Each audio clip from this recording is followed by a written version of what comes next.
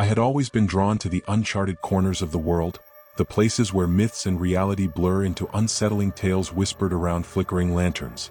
This time, my journey took me deep into the heart of Malaysia, to a remote village nestled between dense forests and sprawling rice paddies. I was here for a simple reason: to escape the noise of modern life and immerse myself in the untouched serenity of a place forgotten by time. The village itself was humble, its people warm and welcoming, but there was an edge to their hospitality. They would smile, offer me tea brewed from herbs I couldn't name, but their eyes always seemed to dart to the edges of the jungle. As the sun dipped below the horizon on my first evening there, one of the elders approached me. His weathered face carried a gravity that silenced the chatter around us. "You're not from here," he said in heavily accented English. It wasn't a question. I nodded. "Just visiting? Then you must know.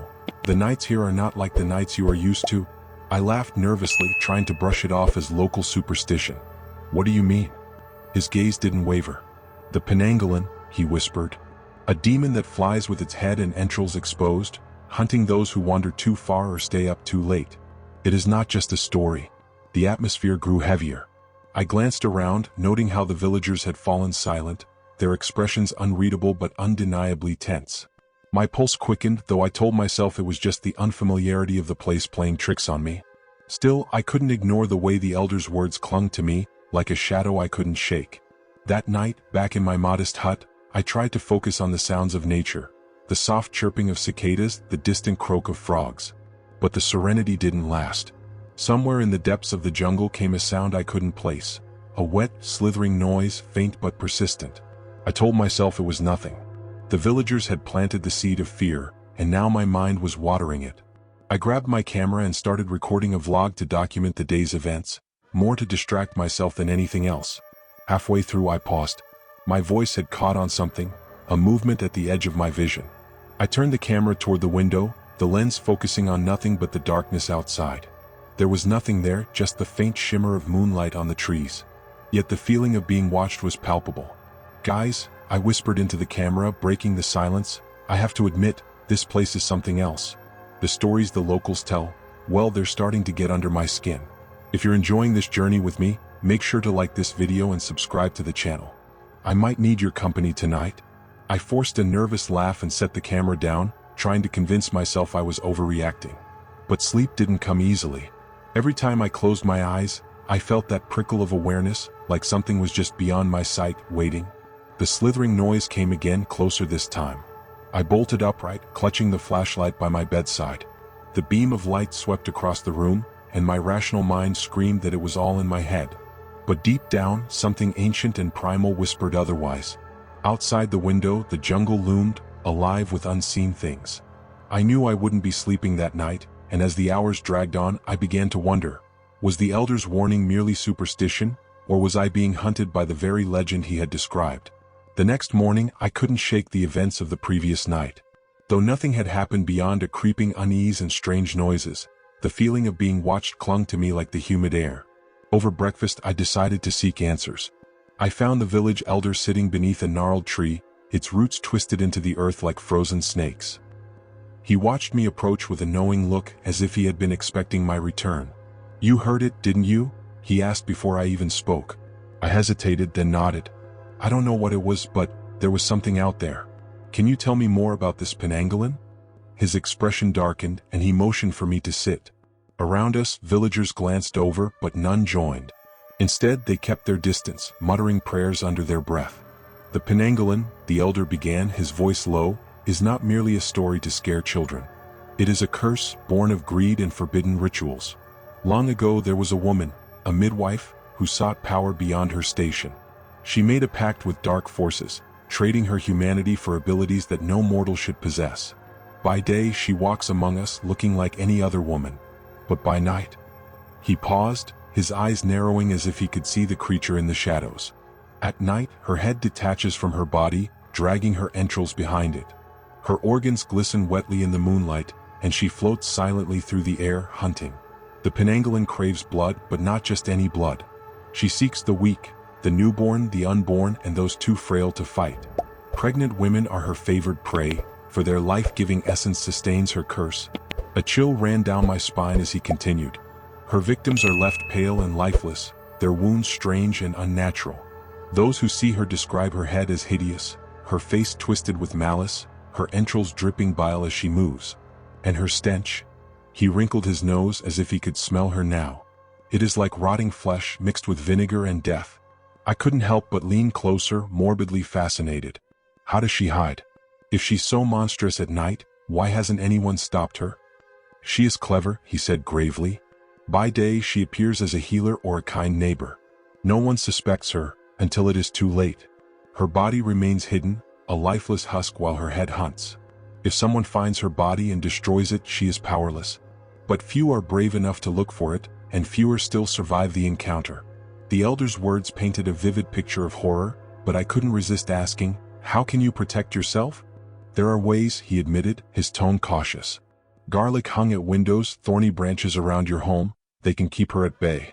She fears sharp objects and mirrors which reveal her true form. But the best protection is to leave. Do not stay here longer than you must. His warning lingered in the air like the faint scent of smoke. I wanted to believe this was just an elaborate folktale, a way for the villagers to explain the inexplicable. But the unease in their eyes and the hushed whispers spoke to something deeper, something real.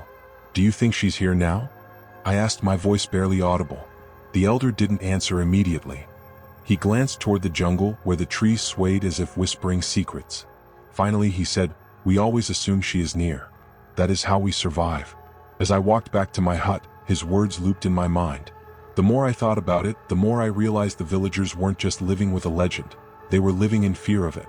And as the sun began its slow descent, casting the village in golden light, I couldn't shake the feeling that I too was being watched. The air in the village felt heavier as night approached, as though the land itself was bracing for something sinister. I tried to focus on my notes from the elder's story, convincing myself it was just folklore. But the villagers' fear was infectious. Their hurried movements, doors bolting early, and windows shuttering before the sun fully set all hinted at something they believed was dangerously real. I spent most of the afternoon exploring the edges of the jungle, careful not to stray too far from the village. The shadows of the dense trees seemed to stretch unnaturally long, twisting and curling like unseen fingers. Though I saw nothing unusual, the oppressive silence was unnerving. Even the birds, which had been chirping merrily earlier, had gone quiet. When I returned to my hut just before dusk, the first thing I noticed was the smell. It hit me like a wave, sour and rancid, as if something had died and been left to rot in the humid heat. I searched around the hut but found nothing. No decaying animals, no spilled waste, nothing that could explain the stench. Trying to shake off the unease, I lit a small lamp and settled in for the evening. But the night brought no peace. Around midnight, I was jolted awake by a strange sound outside the window, a faint, wet squelching noise. At first, I thought it might be an animal, maybe a wild boar or a large lizard. But as I listened, the sound grew closer and more deliberate, like something dragging itself across the ground. I froze, my breath catching in my throat. Grabbing my flashlight, I crept toward the window. The flimsy shutters rattled slightly as I leaned in, pressing my ear to the wood. The noise stopped abruptly. For a moment, all I could hear was the pounding of my heart. Then, faintly, another sound reached me, a low, guttural noise almost like a growl, but with an unmistakable human undertone. I swung the shutters open and shone my flashlight into the darkness. The beam cut through the black, revealing only the edge of the jungle and the swaying grass. Nothing moved. Just as I was about to close the window, a faint glimmer caught my eye, something wet and glistening in the shadows. I focused the light, and for a brief, heart-stopping moment, I saw it. A head, hovering just above the ground, its eyes glowing faintly, entrails trailing behind it like grotesque ribbons. My breath hitched, and before I could react, the thing vanished into the trees with a speed that seemed impossible. The flashlight trembled in my hand as I stumbled back, slamming the shutters closed and locking them. I sat on the floor, flashlight clutched to my chest, trying to steady my breathing. It's not real, I whispered to myself over and over. It's just my imagination. A trick of the light. But the image of that head, with its twisted features and bloodied entrails, was seared into my mind. The hours dragged on, each minute feeling like an eternity. The squelching noise didn't return, but the oppressive smell lingered, making the air in the hut feel suffocating. I couldn't sleep, couldn't think clearly. My rational mind was at war with what I had seen. When dawn finally broke, I ventured outside cautiously. The village was eerily quiet, and a few villagers eyed me with curiosity and concern. As I inspected the area around my hut, I noticed something that made my stomach churn. Faint streaks of red smeared across the window frame. I didn't know whether it was blood or something else, but I didn't dare touch it. My disbelief was crumbling, replaced by a cold, creeping fear. The elder's warning echoed in my mind. We always assume she is near. That is how we survive. And now so would I. The morning was supposed to bring relief, but instead, it brought screams. I had barely stepped outside my hut when the sound of frantic shouting tore through the air. Villagers were running toward the edge of the jungle, their faces pale and filled with dread. My heart raced as I followed, an invisible weight settling over me with each step. When I reached the group, I froze. A man lay crumpled near the tree line, his body twisted unnaturally. His chest was pale, nearly translucent, as though his blood had been drained. His neck bore 2 puncture wounds, ringed with jagged tears that looked almost surgical. But what made my stomach churn was the expression frozen on his face, a mix of terror and agony that made it impossible to look away. "She's back," an older woman whispered, clutching a talisman tightly against her chest. "The Penanggalan has returned." The crowd erupted into a cacophony of panic. Some cried out prayers, others shouted for the village elder, and a few began stringing garlic and thorny branches around their homes. The calm, close-knit community I had seen just days ago now moved like a storm of fear and desperation. I turned to the elder, who had arrived moments after I did. His face was grave, but there was no shock in his expression, only resignation. "It's as I feared," he said, his voice low but firm. "She's hunting again." My disbelief was fading rapidly, replaced by a sinking realization that I might be in over my head. Still, I couldn't help but push back. "There has to be another explanation," I said, my voice unsteady. "An animal attack or—" "No animal does this," the elder interrupted, his tone sharp. "Look at his wounds. The marks of her feeding are unmistakable." I wanted to argue, to cling to some semblance of logic, but the memory of what I'd seen the night before, the floating head, the glistening entrails, silenced me.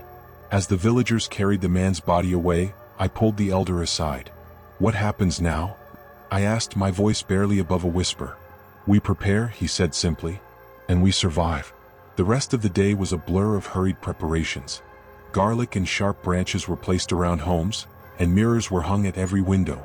The villagers moved with a practiced efficiency, as though this wasn't the first time they had faced such terror. I, however, felt utterly lost. Every instinct screamed at me to leave, to pack my things and escape this nightmare. But the reality of the village's remoteness hit me like a brick wall. There were no buses, no cars, and no cell service. Even if I tried to walk to the nearest town, it would take days, and the jungle wasn't a place I wanted to be after dark. Beyond that, something deeper kept me rooted, a stubborn need to understand, to see this through. Perhaps it was the journalist in me, or maybe just foolish pride, but I couldn't bring myself to abandon the village when they were so clearly terrified. As night fell, the atmosphere turned suffocating. Doors slammed shut, and lamps were extinguished to avoid drawing attention. The jungle seemed alive with whispers, the rustling leaves sounding like mocking laughter. I barricaded myself in my hut, every window covered with thick blankets and garlic hanging from the shutters. The elder had given me a bundle of thorny branches to place by the door, and though it felt absurd, I did as he instructed. The hours crawled by, each creak of the wood and gust of wind sending jolts of fear through my body. I sat with my flashlight in one hand and a makeshift weapon, a heavy stick wrapped in nails, in the other. My rational mind told me it was overkill, but the dread in my chest said otherwise. Just past midnight, the village erupted into chaos. A piercing scream tore through the night, followed by frantic shouting. My heart raced as I pressed myself against the wall, listening. Heavy footsteps pounded past my hut, accompanied by cries of "She's here." Gathering every ounce of courage, I peeked through a tiny gap in the shutters. For a brief moment, I saw her. The Penanggalan floated above the ground, her entrails trailing behind her like grotesque snakes. Her face was twisted with rage, her mouth dripping with blood. She darted through the shadows with unnatural speed, her movements jerky and inhuman. The villagers were trying to fight back, brandishing torches and spears, but their fear was palpable. I couldn't look away even as my mind screamed at me to hide.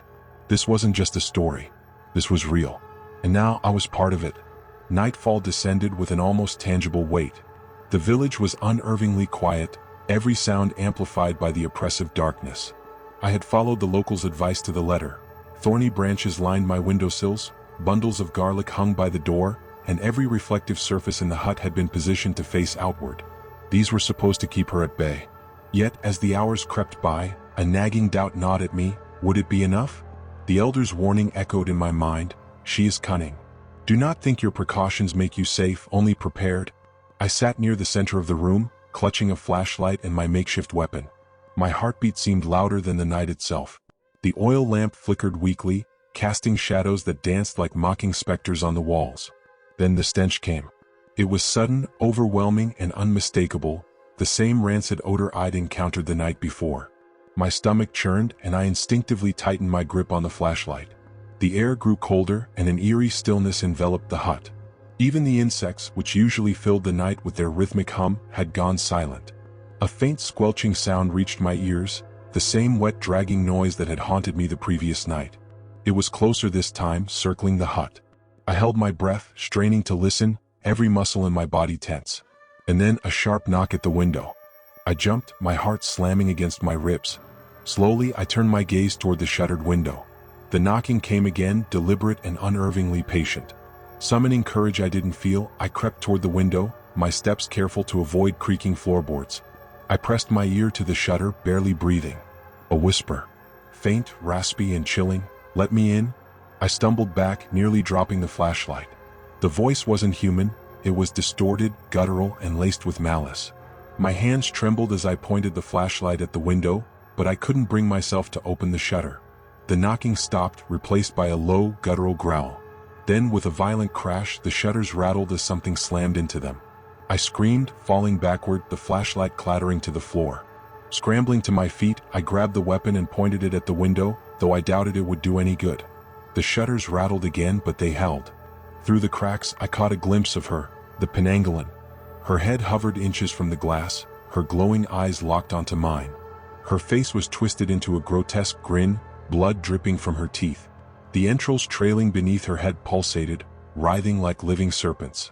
She slammed against the shutters once more, but the thorny branches held firm, their jagged edges tearing into her exposed viscera. She shrieked in rage, the sound piercing and unnatural. Desperate to keep her out, I grabbed a mirror and angled it toward the window, hoping the legend was true. As the reflection caught her gaze, she recoiled, letting out another guttural scream. But she wasn't done. The Penanggalan darted around the hut, testing every window, every weak point. I could hear her claws scraping against the wood, her growls growing more frustrated. Finally, she reached the door.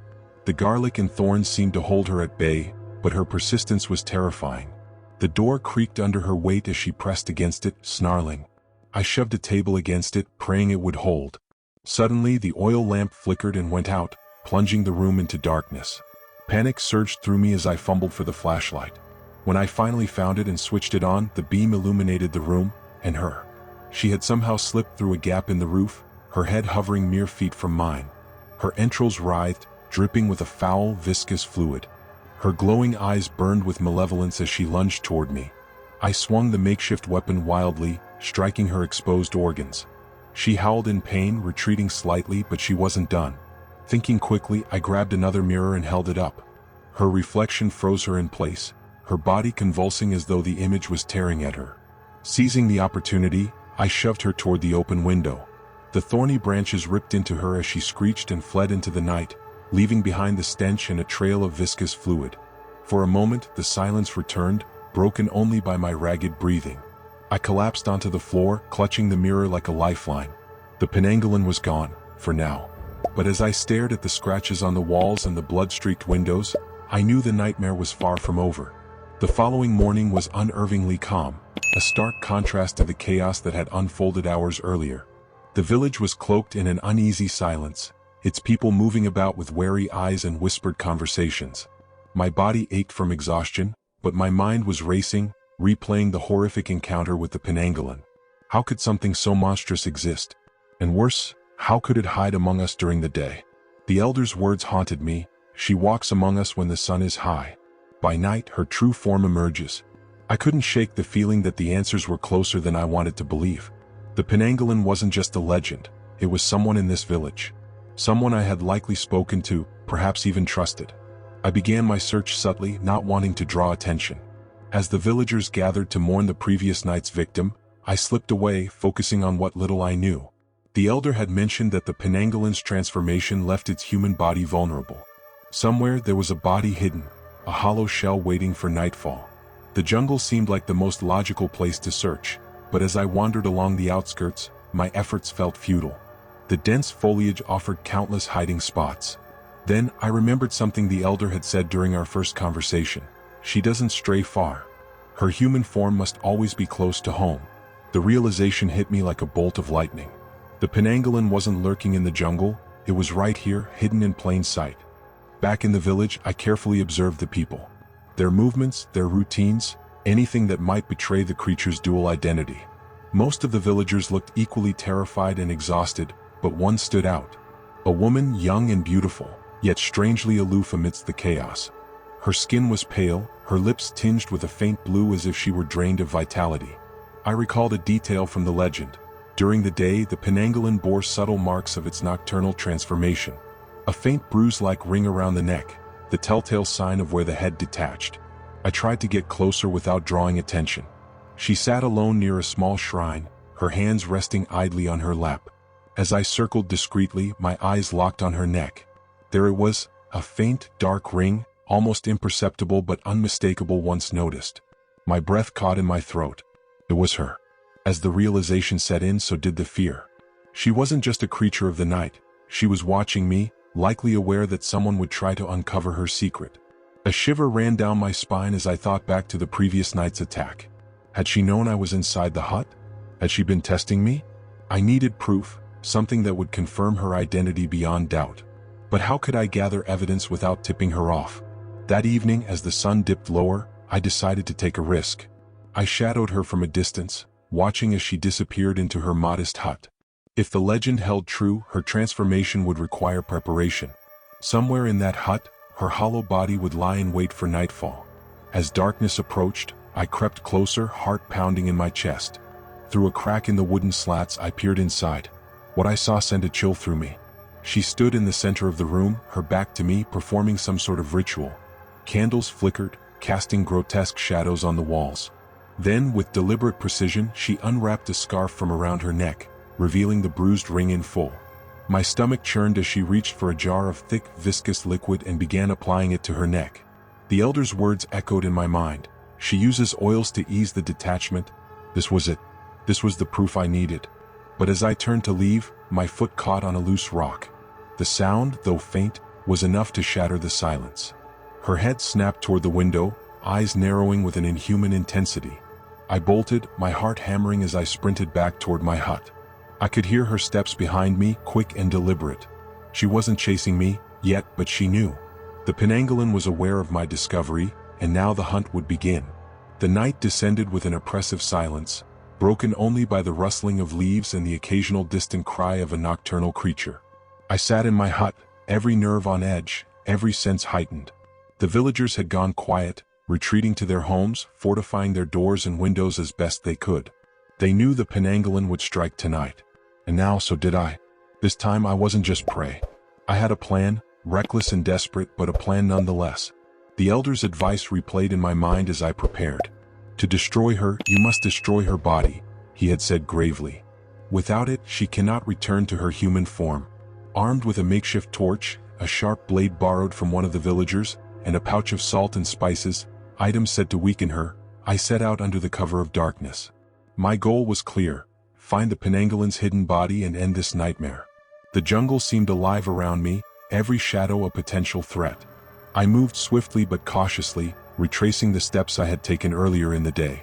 Her hut was quiet, the faint glow of extinguished candles visible through the cracks in the wooden walls. I pushed the door open slowly, the creak echoing like a gunshot in the still night. The interior smelled of decay and something sickly sweet. My stomach churned as I scanned the room. Then, in the corner, I saw it. Her body lay slumped, lifeless and hollow, as if it were nothing more than discarded clothing.